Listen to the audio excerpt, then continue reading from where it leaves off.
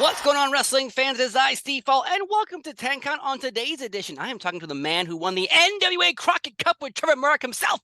It's Mike Knox. How you doing today? My beer doesn't do that. Yeah, a little dizzy now. Better than being on a merry-go-round that's stuck. You know what I mean? You control that momentum yourself. I've seen too many Yeah, videos online of that stuff lately because it's summertime and people are going to suffering through those times. But let's move yeah, on because I don't want to talk yeah, about Ferris wheels. I want to talk about you because coming up July 8th and 9th, an amazing double event for NWA. First on the 8th, you have HP Cares for Cooper. Cooper yeah, Roberts, unfortunately, 1 year ago in Highland Park, there was a shooting, and it seems like these things keep happening constantly. But as long as yeah, people are here to help, yeah. we will keep pushing forward. And I know NWA is there putting on a charity event, and on July 9th, a double taping of NWA Power. Now, how important is this to you to come into a community and help the people who need it the most? It's it's humbling to be, first and foremost. You know what I mean? Even just to be thought of to go in there and help out just a little bit, just to raise the spirits a little bit. You know what I mean? Do something to help. Yeah, you're saying about like how last year all that was going on. It's like ridiculous. You know what I mean? It's heartbreaking, especially when we were up there before. We were up there a few months back, and we were right there. You know what I mean? They're like, this is where it happened. This is where the guy was. This is where it ran, and these are the people that were impacted. You know what I mean? So it's like, yeah, we're there. We're there working. We're there trying to put a great show on and help people like move on a little bit. But it's like, shit, our heart's breaking. You know what I mean? Too, like just for that, and that's Billy's area. You know what I mean? That's where he lives. That's where his heart is, in that neighborhood. Yeah. I talked Goes.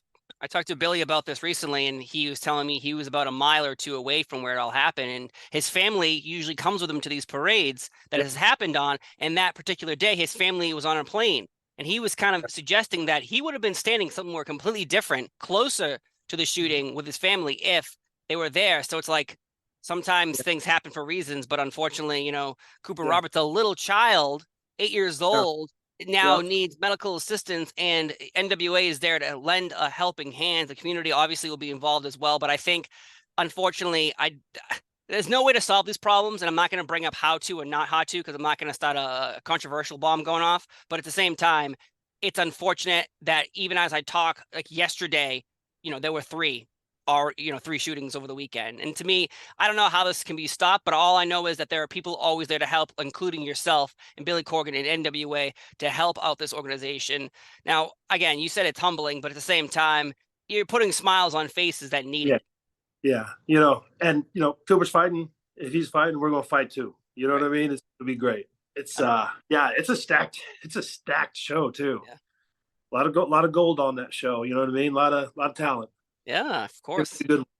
Yeah, That's outstanding. Yeah, I'm so happy that, Billy and NWA and including yourself are involved with this because, again, everyone always points at the negative of these things, and obviously it's terrible. But when you see the people come forward to help, as long as there's people to help, we're not just yeah, all cowering in a corner somewhere scared to our lives. I think yeah. this is what we need. And of course, NWA coming in on July 8th and 9th, helping out Highland Park in the community.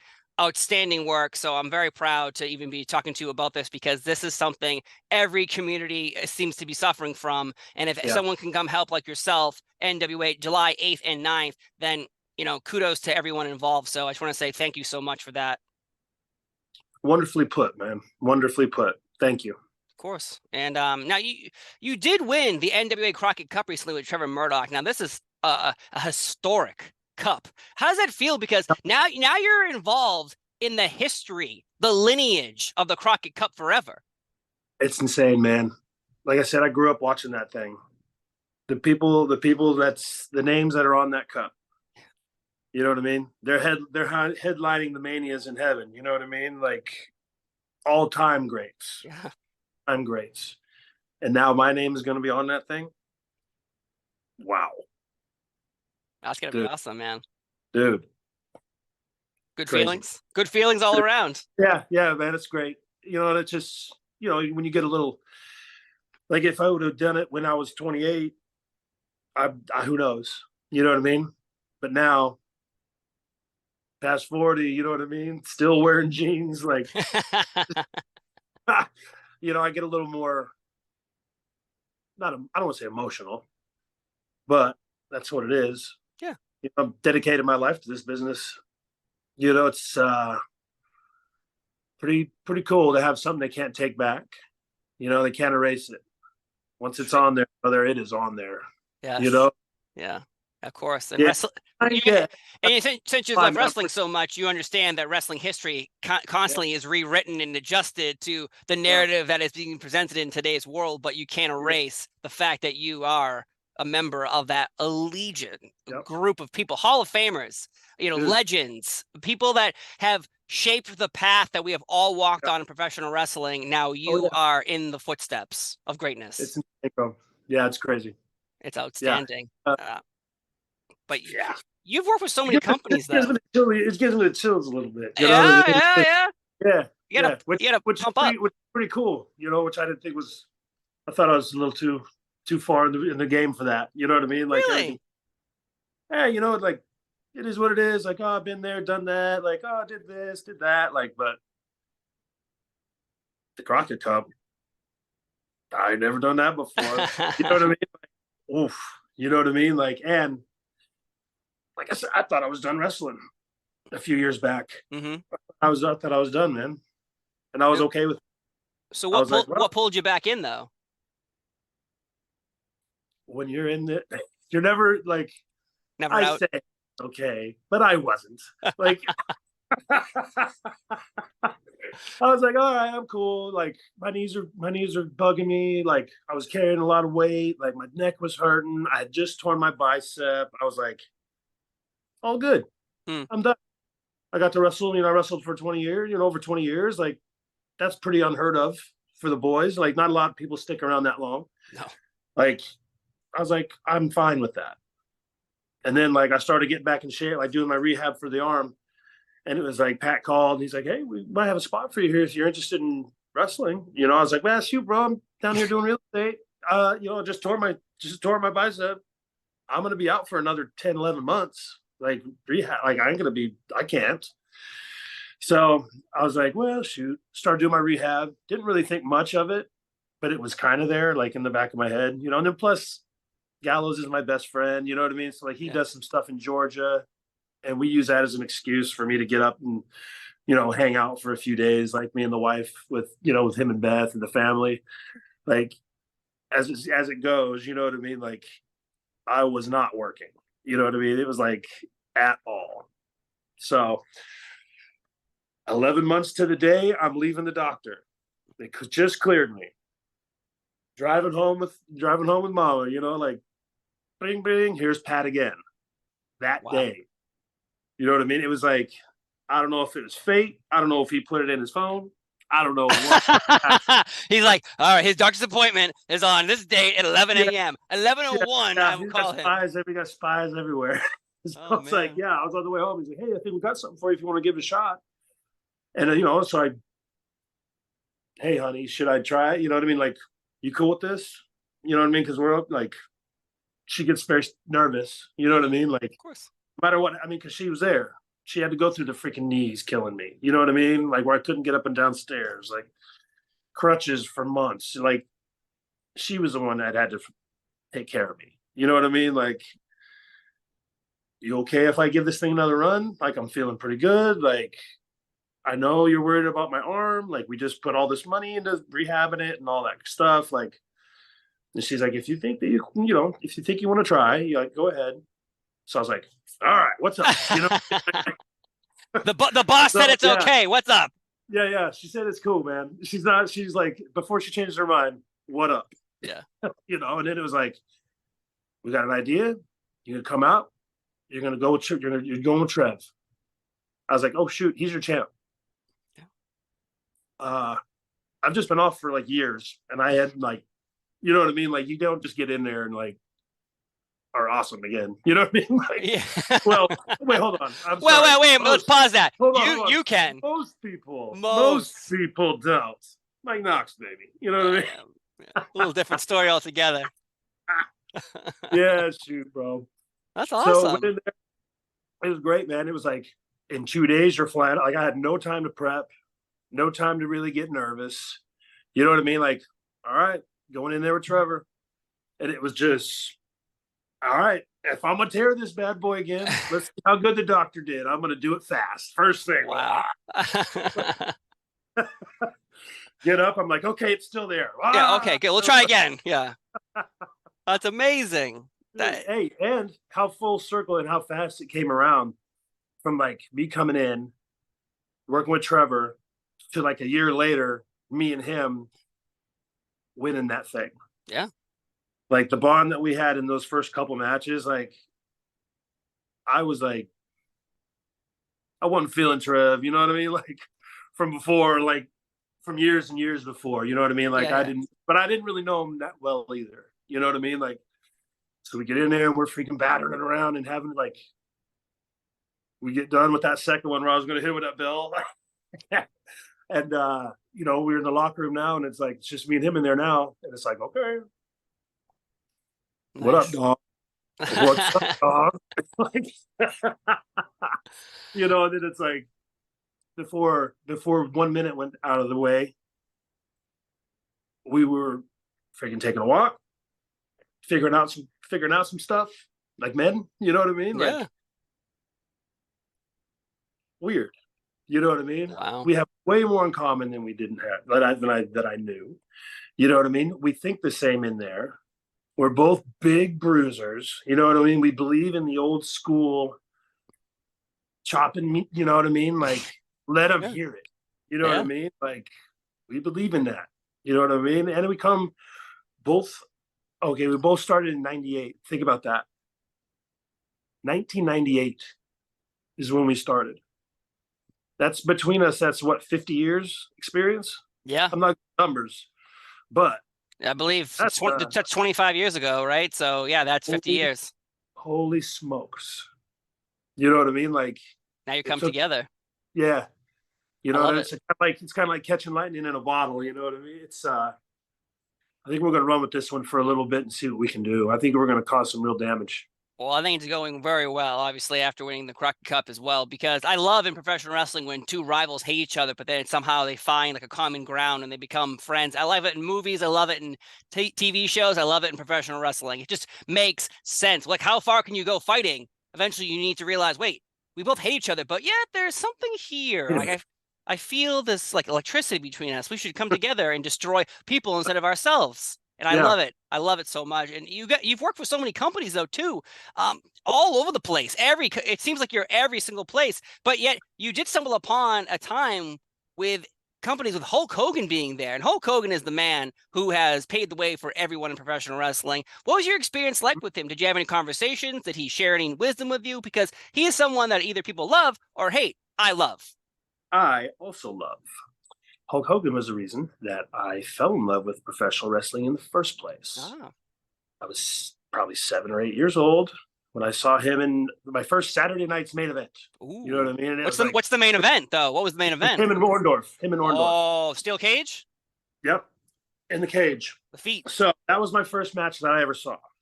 And then I went to school the next day and ended up getting in a fight over it. Which I was like, oh my God, I want to be a wrestler. You know what I mean? Like, I worked, never really like running into him, you know what I mean? But I had posters of him on my wall until I was, I don't know, going into high school probably, you know what I mean? So yesterday? I realized that girls didn't really dig that.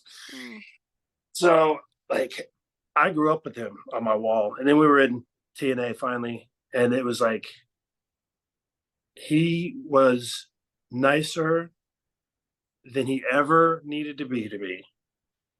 He would talk with us, beer ski, you know what I mean? Like it was like I was with Wes and Garrett, you know what I mean? So it was like I already kind of had an in because they've known him for years now. You know what I mean? Like since they were kids. Babies. Since they're, yeah, you know what I mean? So it's like now here I am. And it's like, boom. I'm just sitting there talking to my hero, and like I get to freaking sell for him every once in a while, you know what I mean? And I like, he sells for us. Like we get to kick the crap out of him. Like, you know what I mean? He's like, so nice. You know what I mean? And like, I don't want to go on like about it forever, I'll let you. You can go on about but it forever. but I'll tell you what. After we did a show in Tampa down here, and he had a place down there on the beach, Hogan's Beach Shop or whatever it was. Yep. Not the one in Clearwater. It's something else now, but it was there was a hotel and there was like a nice beach thing, and like Jimmy Hart used to be there. He was like one of the managers. It was really cool. It only lasted for like 2 years. Okay. So after the Tampa show, he's like, "Hey, brother, why don't you come down to come down to the beach shop and I'll, have a couple beers or whatever." And I was like, brother, I appreciate you, but I got like 30 people in the audience that are all trying to hang out tonight. Like, I appreciate you." And he's like, bring them all, brother. We'll make sure we have room for everybody and da da da da da. So me and these 30 friends go in there like crazy people, like always, you know what I mean? Like, not thinking nothing of it. And I'll be damned if he didn't pay for the whole damn bill for all of us, even my friends. Wow. And he only knew me from doing a few shows, you know what I mean? And like bullshitting on the in the parking lot. Like, it's just, like I said, he went above and beyond, man. And not for nothing, I ran into him like maybe a month ago or 3 weeks ago, something like that. It was a Nasty Boy Knobs's big 60th, you know what I mean? So he invited me and the wife to go up there, and the Hulkster was there, you know what I mean? I think it was it was during the Puerto Rico pay-per-view where Damian Priest and Bad Bunny was doing. Oh, yeah, Backlash. Yeah, because I actually sat down. I was sitting at the table with him, and we were watching it.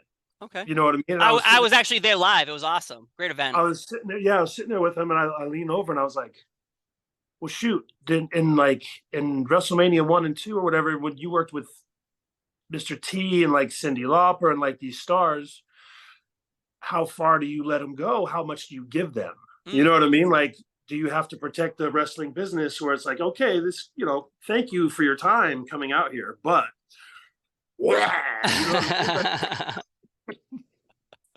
and True. like, we had a 20-minute conversation about what it brings to the business when they come in with different sets of eyes. And it's like, these guys have their children, like, even if the parents ain't digging it, they're going to watch it because of him. And then the kids are going to watch it and they're going to fall in love with this. And then like, blah, blah, blah. He like just breaks this whole thing down. Like, and again, who am I, dude?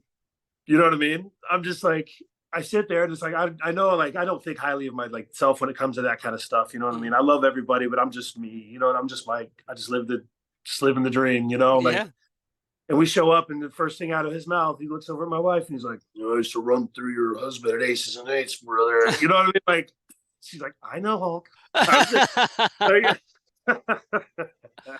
amazing. Just, yeah, bro. He got a bad rap. Like, I don't want to say bad rap. You know what I mean? Like, he made some mistakes. We all do. We all do. You know what I mean? It's just his are extremely, extremely magnified too. And people, like you were saying, people love him or hate him, but he's always been over the top sweet to me. Good to hear. Because and my wife and my friend, like, and my idiot friend. Yeah.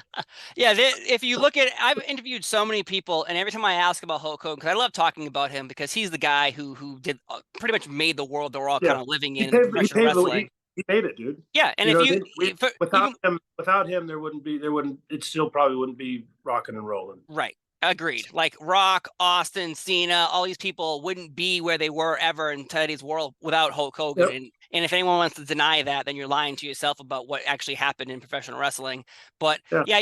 Could they have pushed somebody else in that little scenario with that kind of same character and thing? Maybe.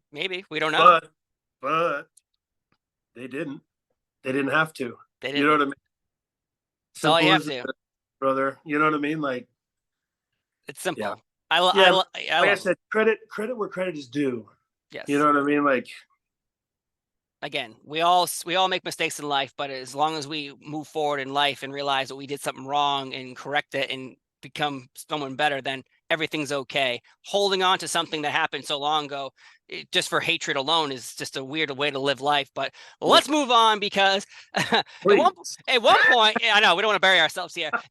In the WWE, though, my first introduction to you was, the ECW version of WWE. I was at One Night Stand 2006, and I was pumped. I was like, Rob Van Dam, John Cena, what's going on? And I wasn't reading really the internet at the time. So so the monitor, you hear like, this Tuesday on the Sci-Fi. I look up, I'm like, what in the world's happening? And it's like, ECW returns on the Sci-Fi channel. And I'm like, You're like, what? yes. No, I was like, wait. I just saw Terry Funk and Edge and Mick Foley and Tommy Dreamer have a badass match. What is happening above my head? What is this video? And suddenly I'm introduced to you, and you're they kept labeling people. So you were the jealous boyfriend of Kelly Kelly. That's who you were. I was so jealous. So jealous of her strip teasing on Sci-Fi. Whose idea is go, hey, I want to introduce you, but I also want to introduce you as the jealous boyfriend of Kelly Kelly. Yeah, bro. I wanted to get up to TV so bad. They could have told me anything. You know what I mean? Like I was sitting there, I was so ready. I was like, don't matter what you throw at me, Daddy, I'm ready. Like, all right, you're the jealous boyfriend, blah, blah, blah. So it was like, towel, boo. You know what I mean? Like, I was like, okay, ECW, mother effers. You know what I mean? I'm gonna get to show everybody how crazy I am. You know what I mean? Like, this is what I want. This is how I'm gonna freaking make my mark. You know what I mean? Like, they don't know. I'm nuts. You know what I mean? Like, so I get there, of course, like, and it's like, yeah, nothing. You know what I mean? Like, and it's like, I mean, shoot, man, everybody worked hard. Yeah, of course. Everybody worked hard. But the way it was presented, the way, like, it just, fans knew, man. They knew within 2 episodes that it wasn't what they were expecting to tune into. It's like, just like wrestling, you know what I mean? It's like, they didn't have, you know, you come in there and like, all of a sudden you have all these rules, like, can't do this, can't do that, can't do this, can't do that. Right. Can't do this. Like, what does the E stand for in ECW? Yeah, entertainment. It's not entertainment. It's extreme. Like, yeah, we can do a table, but we can't do anything to the head. We can't have no blood, but we can do that. Like, you know what I mean? It's like, it was like such a watered down, like, slap in the face to like the hardcore fans at that point. Like, there was no recovering from that, man. It didn't matter what they were gonna do. You know, like, it was screwed from Jump Street, man. As soon as that freaking mummy guy came out, that was like the first thing I think we saw was the zombie on the first episode. And when you first see that, you're like, oh, I get it. Sci-Fi channel, zombies. Oh, okay, it's a joke. I get it. All right. And then you're like, wait, they're not giving up on this. Like, there's more to this. But yeah. I have heard many times that Paul Heyman was a huge supporter of you. Is that true? Very. Okay. Yeah, man. He was very instrumental. He was one of the guys, like him and Dusty they were both on my side, you know, going through like Deep South and all that. Like, I don't know what he saw in me instantly or what, but yeah, Paul was always a huge supporter of me. Huge. You know, and then whenever I went up to ECW, they kind of took it out of his hands anyway. You know what I mean? Like, so yeah, I was very grateful to be up there. You know what I mean? But would I wish it could have been a little bit different? Yes. You know, of course. You know, but whatever you got to do to get your ass on that TV. You know what I mean? Like, especially after, like, I'd been busting my butt for 10 years before I even got a deal. And then I was in Deep South for another year and a couple, 2 years. I can't remember. It all molds together, you know? So it was like, time to go, baby. I'm about to live my dream. Get up to TV, and then it's like, But hey, no one ever told you what dream you live. They're like, oh, you're gonna get here, but we didn't tell you how your dream was gonna have somebody else's dream. That's somebody else's dream, brother. Whatever. I know. I felt like you brought the shackles because it was like, oh, cool, we're having Survivor Series 2006. That's your pay-per-view debut, and I'm like, oh, ECW teams and WWE and SmackDown and Raw. I'm like, this is awesome, cool. Yep. You get super kicked her out in 1 second. And Shawn Michaels even makes jokes like, wait, who was that? Was he in the match? Was he supposed to be here? Oh, and I'm sitting there watching TV going, what are they doing? If you're trying to get me to watch ECW, burying people instantly like that ain't helping. It is not helping. How you think I felt, dog? How you think I felt? I bet you I was didn't like, feel. I was sitting there. I was like, man, I was like, sweet. I know nobody's watching ECW, but they got me on this thing. They're gonna let me run a minute. You know what I mean? Like, and it was like Michael Hayes came down, like he was one of the agents or whatever. And he's like, oh, you're gonna lose. You're gonna lose first. He's like, do you want to like wrestle for 3 minutes and be completely forgotten, or do you want a moment? And I was like, shit, I want a moment. He's like, all right, he's gonna kick you before the bell rings. 1, 2, 3, you're out of there. I was like, ah, oh, shit, that's not the moment I wanted. So it's like, I don't know, man. It was like after that, the wind was out of my sails. You know what I mean? Like I handled like putting Sandman over for 7 months, getting smashed in the face with canes every night. You know what I mean? And then I did the stuff with Sabu where I lost every night and was putting through tables and stuff. And then I do other stuff with Dreamer every night where I lose and get freaking, dumped on my head and do all this, like all that stuff. You know what I mean? Which is fine because I'm still out there and I'm still working hard and they're noticing that I can work. You know what I mean? Like they're putting you with the main characters. Yeah. You know what I mean? And then it's like, okay, now here's your shot, big boy. You know what I mean? Like you get to work with Punk for a little bit now. Sweet. You know what I mean? So we had some pretty good matches, you know what I mean? Like, and then all of a sudden it was like before we could even get running, Survivor Series, Super Kick, character, you know what I mean? Like, and then that was it for me, man. Like they were like, well, shit, sorry, we just had you lose for the whole, every show forever. And then like, sorry, we don't know what to do now. You're going to have to just sit at home for a minute. Like, like shit. I guess it wasn't too long because you were on the December to Dismember pay-per-view, which fans have voted the worst pay-per-view of all time in the WWE. So you got some great things going for you on your resume. Was it really the worst though? Now I think that okay. I'll defend it for like 2 seconds because there's in that span of time you had Survivor Series. And then you had December to Dismember, then you had Armageddon. So you're expecting fans, we'll say 16 to between 23 to pay. This is pay-per-views. This ain't Peacock. This is paying $40 to $50, not once, not twice, but 3 times. And you're not even choosing. It's Survivor Series, which is like a staple. You have Armageddon, what people enjoy, I guess. It's Christmas time. Maybe you can convince your parents to buy it for you for Christmas. But then you have a new brand, ECW. And you're like, pretty much the best brand, if you ask me. But, no one's asking you, though. So if I remember right, too, it was like we did it in a town. Was it like Macon, Georgia, or like Savannah or something like that? So it was like somewhere that's not a real hot spot for wrestling. You know what I mean? So it's like I don't know. I worked the Vampire. Yep, Kevin Thorne. Worked Vampire. It was a mixed tag, I think, if I remember correctly. Yeah, and I remember like Arn was our agent or whatever, and I'm like, me and brother were like trying to get it together. We were running it past Arn. He's like, it doesn't matter what you guys do out there. We're like, what? They're like, they don't give a shit what you're doing. They came to see them girls roll around. You know what I mean? Like, they're going to forget everything you did. And so, like, of course, I'm like, whatever, bro. I'll show you. Like, let's go, Kevin. I was like, let's go beat the dog shit out of each other. You know what I mean? Like, and we went in there and we went hard on each other. You know what I mean? Like, boom, boom, boom. Like, then all of a sudden, girls got in there, and guess what? They forgot we were even in that match. Damn, Arn. Why are you so smart? Yeah, you and your damn years of expertise being the business. Be with Ric Flair, the Four Horsemen. You don't know shit. Okay, you know everything. Damn it. Who the hell did you ever beat, man? Yeah, who are you? Who are you? Oh, I realize that you are the enforcer of the Four Horsemen. You've been rolling with Ric Flair for 20 years, so I'm wrong. You're right. My bad. So, what do you know, brother? Yeah. I'll show you. I'll have Kevin right in the mouth with that clothesline as hard as he can. Yep.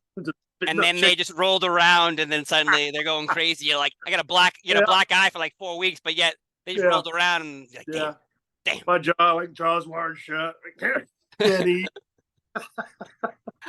I'll show you, Arn. I'll show you Yeah, with my yeah. sipping all my meals for the next 4 weeks. I'm such a good wrestler.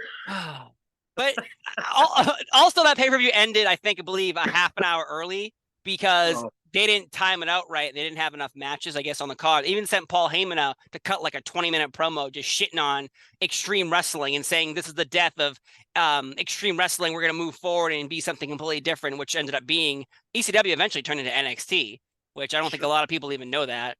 did. Yeah, yeah, it sure did. So It was that's what was it? What was going on at that point? Because Deep South was out of there, right? They just shut Deep South down. yeah, they were closing a lot of stuff down too. I think because ECW. You had Florida, FCW, you had OVW, you had Deep South. Like they had a lot of places, but they just kept slowly just shutting down and using ECW as the place to introduce new people, like a Kofi Kingston or Evan Bourne or Hey, I was Zack Ryder. both of their first matches, dude. Which one? I was both of their first matches. Well, there you go. Did you win or lose? What do you think? I'm gonna take a wild guess and move on.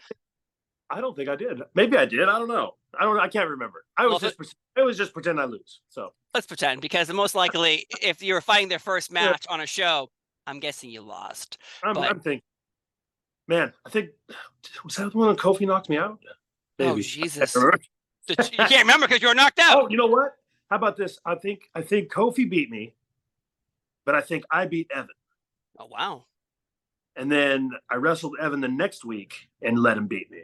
You let him. Of course. When I win, when I win, it's real, and when I lose, it's fake, right? Of course. I know. How stupid of me. I apologize, Mr. Knox.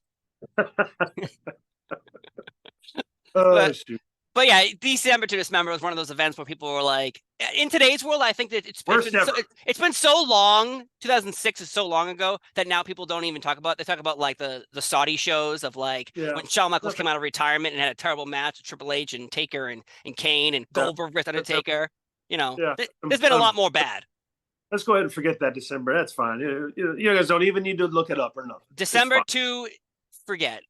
What? I don't remember. I've chosen to block. What was ECW? I remember it closed in 2001, and that was it. It never came back. It never had an invasion angle with WCW. Right? None of that. None of that. That's so funny. So, yet you still land in more crap, it seems, because at one point you are under a mask in a segment for SmackDown involving Muhammad Hassan, who I adored as a character, because the things in wrestling to me are confusing. You were a jihadist, I believe.